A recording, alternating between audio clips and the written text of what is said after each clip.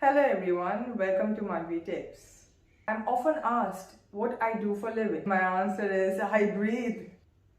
So you guys must be wondering why I'm here today. Well, Aj, I'm here especially to answer your questions. The questions जो हमेशा मुझे सुनाई देता है. Things like why is my child acting like this? मेरा बच्चा रो क्यों रहा है ज़्यादा, या बात क्यों नहीं कर रहा ज़्यादा, या बहुत ज़्यादा बात क्यों करता है? My child is complaining, my child is whining. I keep on hearing these questions again and again. Not only that, even I sometimes question myself. But so far, whatever I have experienced, my clear answer is give yourself a break. You deserve one. And give your child a break.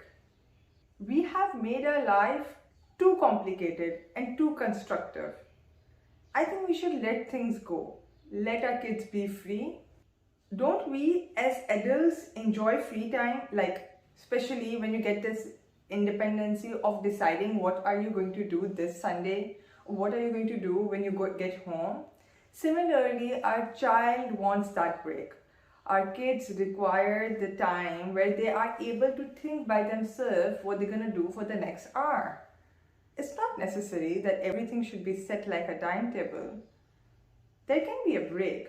There can be a time for them when they come from a constructive space like school or a particular institute where you send them. When they come home, let them be free for a while. Let them have an independent playing where they are not given instructions of what to do, because that is how they're going to release all their energy, and that is how they're going to grow their minds.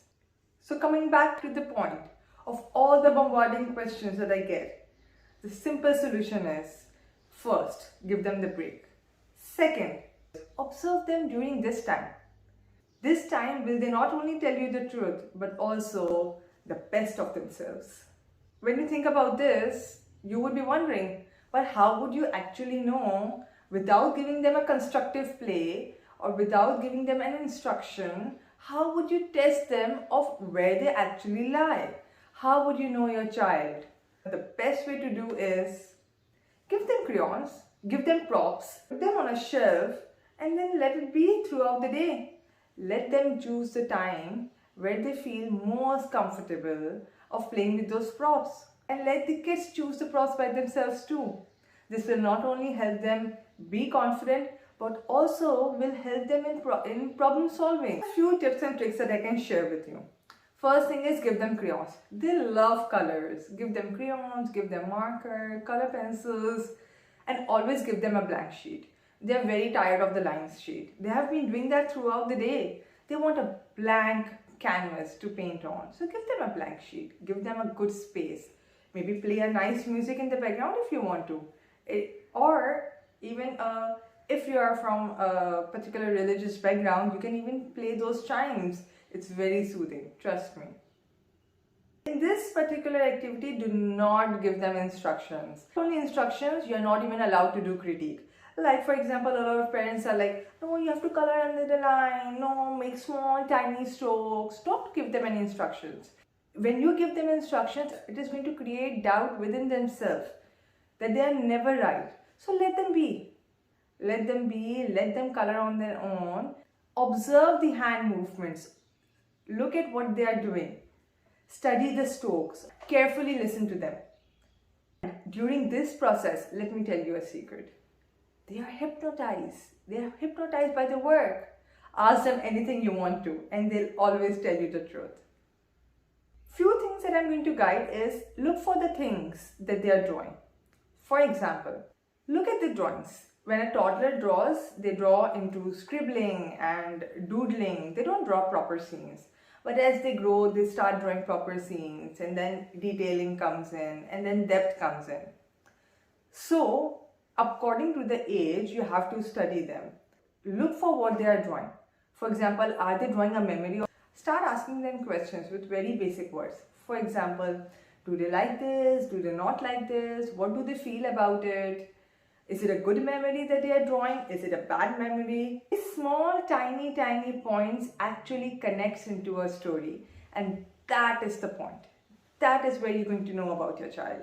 You are going to know what they are thinking throughout the day. Because actually this is a time where they feel comfortable in expressing themselves. Where they think, I will never be wrong or right. They are okay to do anything. Once that sink in, only then they will be able to process. Now let's come to the drawing. The visual perception that the drawing purpose is therapeutic, obviously. So the visual representation of their emotions is what you're looking at. So how do you study that? Because through the drawings, you can see learning disabilities, you can see emotional stability or instability. It's a mode of communication for them. Usually drawings are visual perceptions and they're okay. They're allowed to share anything. But there are a few points which are alarming. For example, if a child draws something bigger than themselves in the drawing, something way bigger than what they are drawing themselves as, so that's an alarming situation, because then it means they are scared of something. In this case, I would not ask you to come to a conclusion, because it is very important for clinical therapy should be approached. It's very important to take a professional help. There are a few points, like for example, if your child is in a teenage and is giving details like a gothic details, dark details to the images, then that's also alarming. It means the child is emotionally disturbed and probability going into I won't use the word that strongly depression, but more on a inclined towards depression. If the lines that they are making are incomplete and they are hesitant and broken lines, then it means they're not confident with themselves. They're doubting themselves. And if they are bold and very strong, then it means the child is very confident. They know what they are doing. They exactly know what steps they are leading. Not only that, they are willing to accept their mistakes too. Another point that I would like to discuss is it's very important for you to understand that when you are doing a critique on the artwork, do not do it in front of them. A rule, never. Second thing, that be sure that the critique is not very negative until and unless you see an alarming situation for which you want to conclude. Otherwise, the points that I'm sharing with you are more of knowing the personality. It is not necessary that you change it. For example, a lot of people say when a child writes on the left side, it means they are stuck to the past. That is not for the child, that's for an adult. For a child, when they are writing on the left side, it means they are more stuck and relying on the memories from their past, which means the nurture of a mother. Then when a child writes on the right, it means it's more focused for the future. More going towards their father's side, which is again a very positive statement. For example, there are some drawings like an impulsive child is drawing big strokes and big images or some big figures. It doesn't mean you need to change it and ask them to draw a small ones. It's okay in case of writing that you limit them and calm them and come in the 4 lines. But when it comes to a child drawing, and if they are, then you have to understand that the nature is impulsive. Then you do some other activities where you keep on guiding the child of not being impulsive. Don't change the drawing. Remember, don't do critique there and there. Let them draw bigger than that. You will automatically know when the child will automatically draw something small. You will eventually know that the child is calmed down now. Similarly, if a child is very anxious, he will always draw cloud and rain. And you will realize that that is because of the fear of something. When a child is shy, they will always draw something very short and something very small than the proportion of the paper. When the child is very angry, they're gonna make big hands and big neck. So these are few images, these are few pictorial depiction to decode your child's drawing. But always remember, the mother knows the best. Obviously, this is just a drawing depiction that I have shared with you. There are many more other ways. Wait till you watch more videos.